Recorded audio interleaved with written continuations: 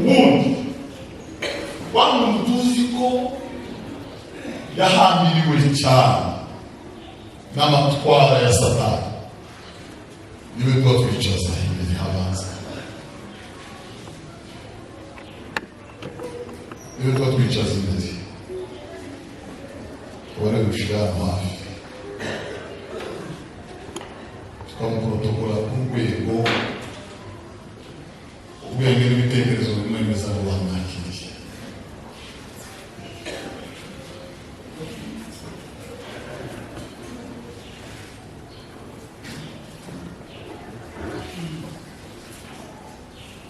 Ibyo rero twitwara turasa n'abamashije turabaramaza ngo twiyubake mu bantu, kandi icyo uwo mwuga wo kwiyubaka mu bantu watumye Yesu abakwirwa muri twe aroha arasohoka aragenda. Twigeze tugamberera ko Yesu yubakika ngo duse tubadahari. Nigeze kutumbwira ngo ntibirashoboka ngo kuko atumiye ngahekera ntaye n'umusozi namara Imana muwandika ikabwiriza ngo ntabuze kugira ngo badatekereza ko hatari gutekereza ko nageze hano, hatari gutekereza ngo yatubiriye, kuko icyo niba hari ibintu biri mu muntu yanga icyo kiza kumusitari w'ibyo wanasifiwe. Isa turi kumwe nani Imana yahabwa icyubahiro. Wanasifiwe. Mukiranuka k'umuntu kurandura kukagira ibizinga. Muganga w'Imana Pawulo ageze hagati, uhereye aho yaratangiriye n'aho yarasigaje ageze ku hagati, yigeze yambiza ijwi rinini arataka cyane, aravuga ngo iyo ngo nimba uzagize umubiri, nimba uzagize umubiri, aravuga ngo azagira ngo akore ibyiza ibibi bibaza. Nzobigenza gute? Igute nzobigenza? Igute nzobigenza?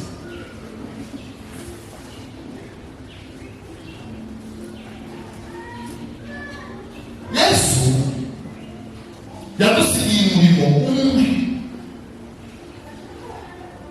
wo kubwiriza abantu, babarira abicu. Twebwe nyuma yaho tuzuwe n'ibintu ntazi, ibintu mwete wo gushaka aho babitonde, twarasaze ngo abantu baze mu byacu. Yesu yabwiye abafarisayo ngo muzobona ishano n'ayandi, ngo mwirirwa muzerera mu misozi mushaka uwo barimo, mwirirwa muzerera mu misozi n'amatara muri kumwe ngo abayoboke b'ibirina, mwiyo mu misungo ngo mubindwa munsi akaba muri misungo ngo akamuho gukirwa bw'iteka kutami. Kiri umutwaro wo guhindura amagara peza kwego utaho, tukiri umutwaro cyangwa umuntu akunda kumanuhurira mu kuri batandatu ngo aziwate. Yesu ntiyaguhamagariye yatuzane ngo tuzane abantu iwacu. Beze situation usa n'abahamagara abantu ngo mugaruke bayibereye. Yesu yaraduhamagaye, Bwana asifiwe, ngo tuyobora abantu Israeli.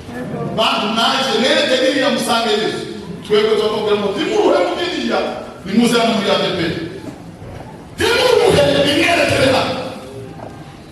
Iyo hagize utuyoboka tumubwira mubi twamubwira umubano wabo.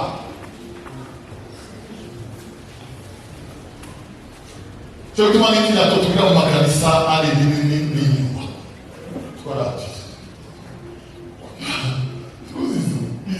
izozana Yesu cyane Pawulo. Yesu amwese amatafari nkaya zerabegera yavuguruye arayareziriya. Bwana asifiwe. Ngo arabwira ngo abone izindi bakora n'ipanza Yesu arabwira ngo ngo nori hasi nori senya kanyagura kagitsa hasi. Pawulo ababwira abanyatenani yarabwiye ngo Imana ntiba mu nzu zubatswe n'abantu mu hindikike. Imana ntiba mu nzu zubatswe n'abantu.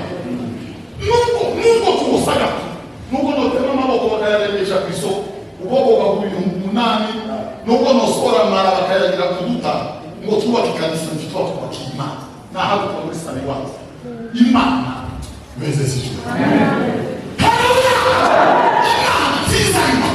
Imana zubatswe n'abantu kingiri kikenge ubahe w'Imana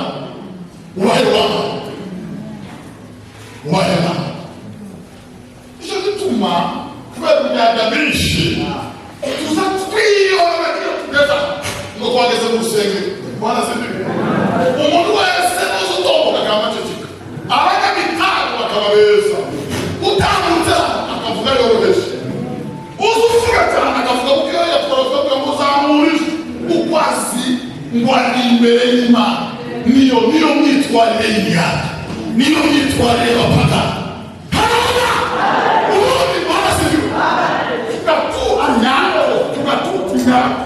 Agatuti k'abakirisitu ahandi aho byonanira ahandi aho tugabana ahandi aho Rwanda ngaho beje tugatuti ni n'isi yo twavuga tugatuti ni muri asere iyo twatuvuga uko twaje wanasifiwe na tugeragezwa ngo twakane kw'Imana tubagize ngo twageze ni bro twageze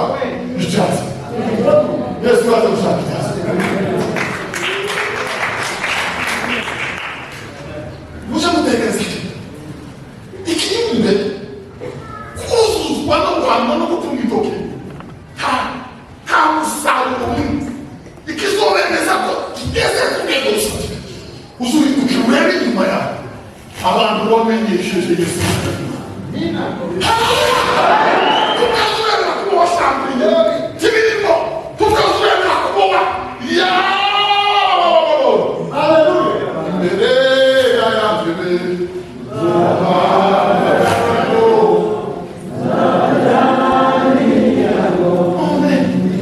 iyo ureba inyuma yawe handitse inyuma yawe handitse amahugurwa wawe ntahari aho amapanga ari ahari inyuma yawe uri inyuma uri serere petero yategereho haleluya haleluya ibyo nibyo bituma mubwirwa rwose kwizera mukongera imisozi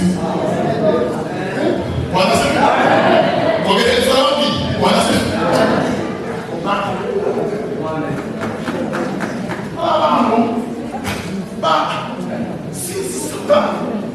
mbazabwiriza abantu kabari ubagabo mujabwiriza abantu kabari ubagabo mujabwiriza kabari ubagabo iyo ni myuka ya satani iyo myuka na y'Imana imwe isiva muri Tanzania iziva muri Nigeria umwuka wo kuma uzubwiriza bakarangiza bakakubonye bakumva Yesu mu bugingo bwabo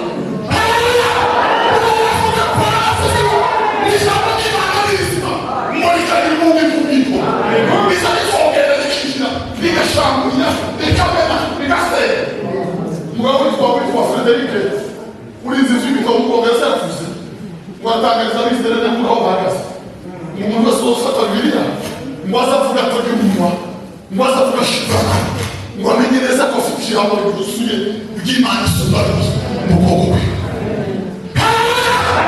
Bibiliya yagize abantu bizima kwatwa Bibiliya yagize abantu nataba bisiga abantu bahanga amareko barayirwanya yahuye n'amabara toni n'ingo yasangishije ingo zikaba irazenguka irarabunyobo barayisura iratakara barayikora bariyiga iramenenga irasereka none umunsi Bibiliya iracyafite ububasha iracyafite otorite iracyafite agaciro. Niki Yesu yatangurira n'abafarisayo Yesu niki yatangurira n'abafarisayo Yesu ngwagaza ababwiriza ufite ububasha yagaza ababwiriza afite otorite abandi bakabwiriza abantu bagaseka abandi babwiriza bakumva n'ivuga abandi babwiriza bakumva sinzikira ariko Yesu yagasaguka abaganga batatu ariko Yesu we angu makikoza kiselema ebonura ariko sote mwisho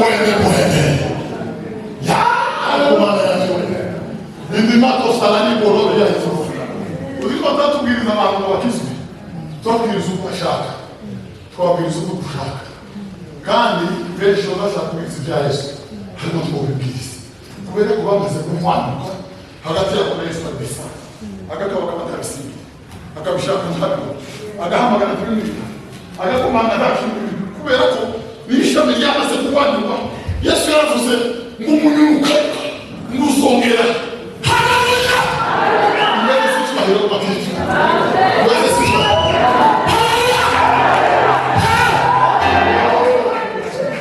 Anumana maya mwa